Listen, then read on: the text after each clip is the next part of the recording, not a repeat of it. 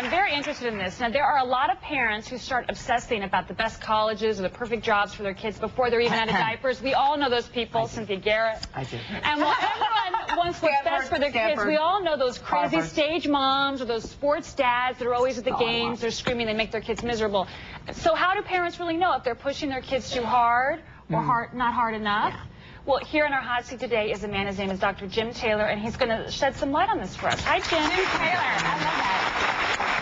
Now, Dr. Taylor, when does a parent go from wanting the best to their kids to really kind of stepping over the line and going too crazy with it? Well, let me start off by saying that you absolutely must push your children. It's your right, it's your responsibility, it's your moral imperative.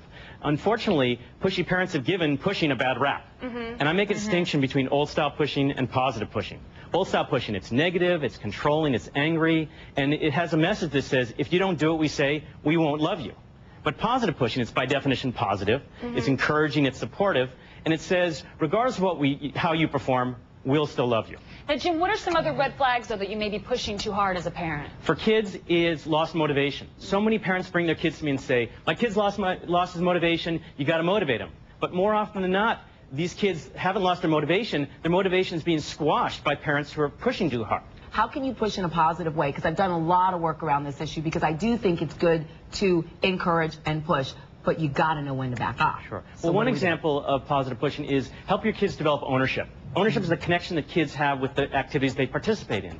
If you can help your kids find a passion, and by the way, a passion doesn't mean video games or shopping, then you've given your kids a wonderful... They get very passionate about those things. They do. You obviously have not met Kimura. I haven't. But if you can teach your kids to find a passion, then they're going to be both successful and happy, because they're going to work unbelievably hard because they love it, and they're going to be happy because they're doing something they love. But in your book, you talk about kids having emotional mastery. What does that mean? Well, emotional mastery is the last piece of the puzzle. And the reality is, every day, your kids experience all kinds of emotions. Fear, frustration, anger, sadness, as well as hope and excitement and all the good ones. But parents these days want to protect their kids. They don't want their kids to feel bad. And yet they must feel bad. And you have to allow them to... Emotional mastery is allowing them to experience their emotions, good and bad, to identify what they feel, and then to be able to teach them how to express it in a healthy way. Give us tips that parents can do that will just help. Quick tips right now. One key is maintain perspective. Don't be seduced by popular culture that says your kid has to be wealthy, beautiful, powerful, and famous to be successful and happy. Right. That's great. Thank you. Yeah. One last thing is always do what's in your kid's best interest. Not what they want, not what feels good, not what's fun, and not what's easiest for you.